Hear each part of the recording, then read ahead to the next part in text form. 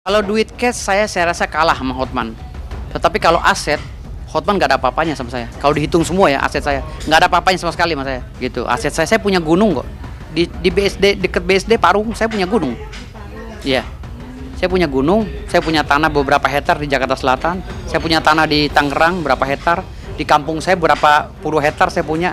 Jadi kalau aset saya nggak kalah sama Hotman. Kami punya gunung, sekarang ini 2 juta metrik ton di dalamnya uranium. Ya, Gunung Parasultan di Dompu, PT Onto. Ya, 2 juta metrik ton bisa untuk menghidupi.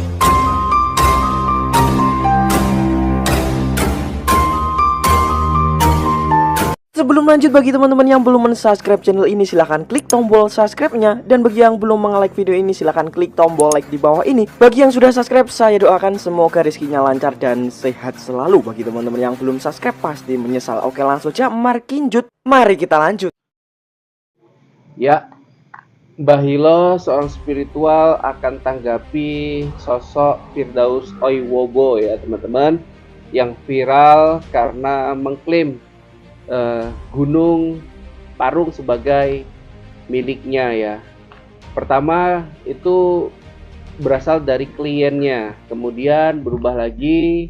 Ini adalah harta atau warisan dari kakek buyutnya yang merupakan seorang raja atau sultan bernama Bima ya, kalau nggak salah. Karena kadang apa yang diucapkan Bapak Firdaus kadang berubah-berubah, jadi kita ingatnya itu kadang ya begitu. Nah, jadi tanggapan Mbah Hilo mungkin punya pesan, mungkin punya pendapat terkait seseorang yang sering bermedia sosial kemudian menimbulkan apa ya, kebingungan di tengah masyarakat gitu. Silakan, Mbah.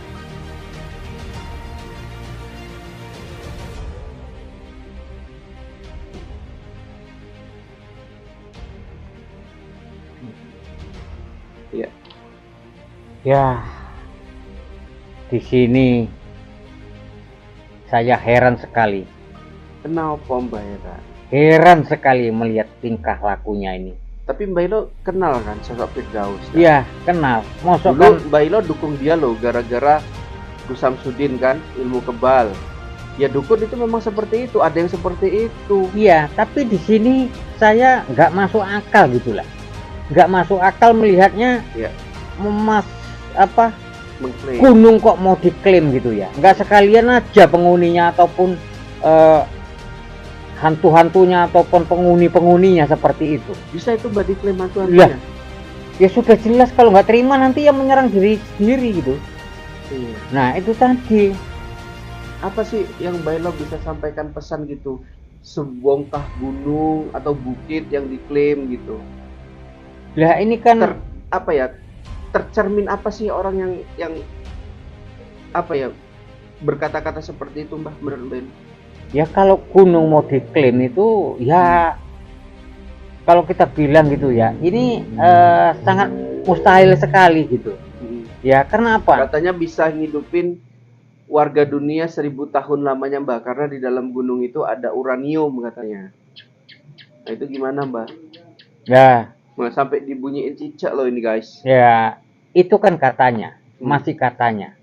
Tapi kan nggak logika ya gunung mau kalau kita bilang mau dikuasai begitu ya.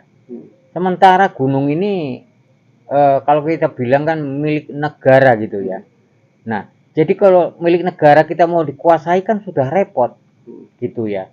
Jadi kalau mau dikuasai ya lihat-lihatlah keadaannya seperti itu.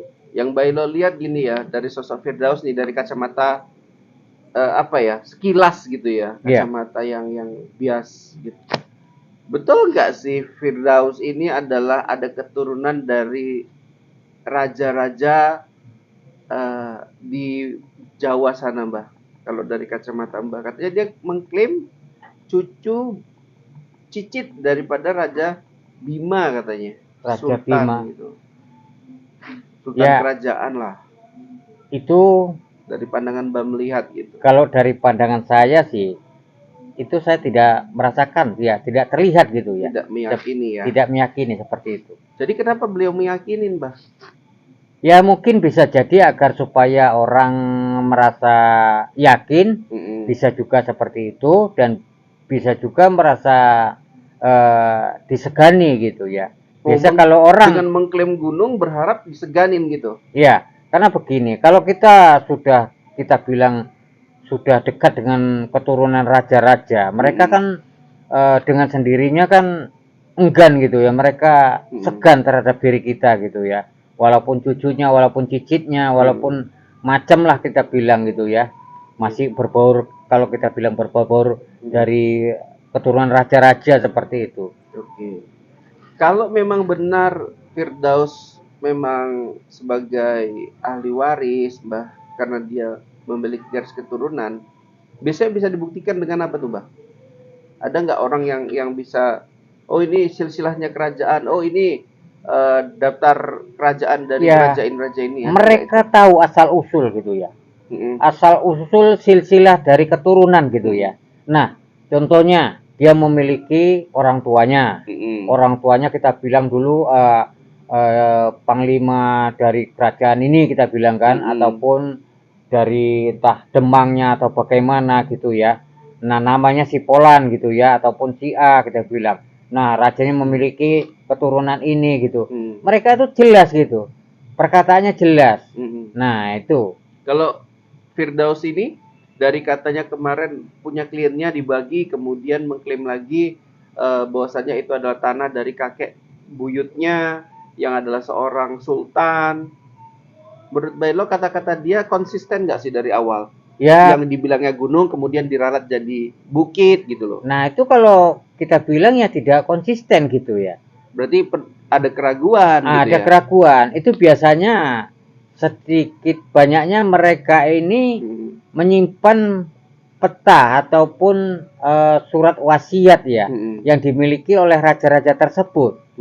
Nah, kekuasaan wilayah ataupun tanah yang dimiliki oleh raja-raja tersebut, mereka itu dari keturunan-keturunan itu tahu gitu ya, di mana letaknya, di mana apanya gitu ya, batas-batasnya seperti itu. Oke ya.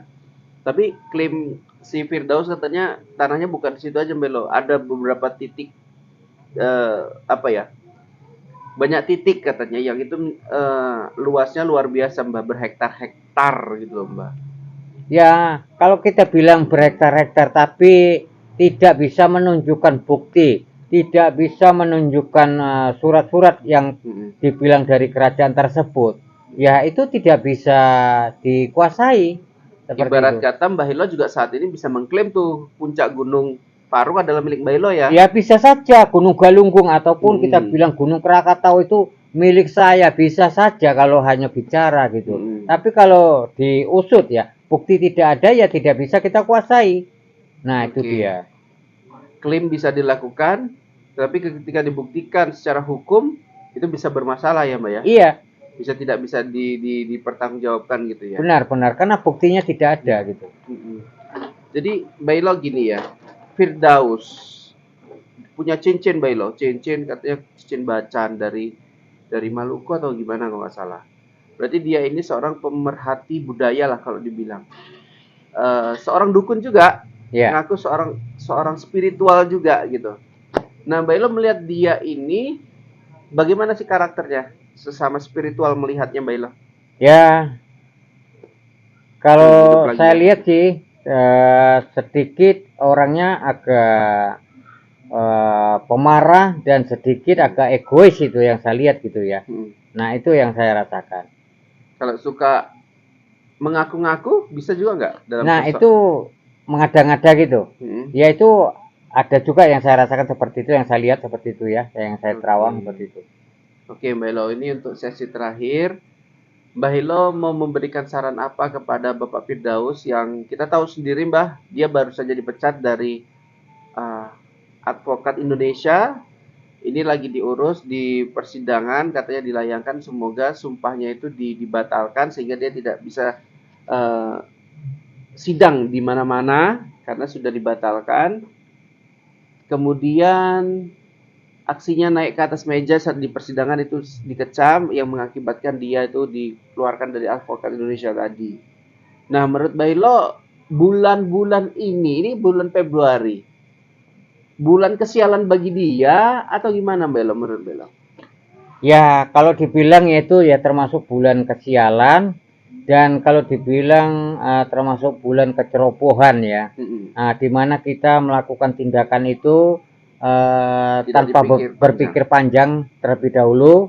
Nah, mengakibatkan ini tadi diri kita menjadi fatal. Iya. Nah, itu tadi.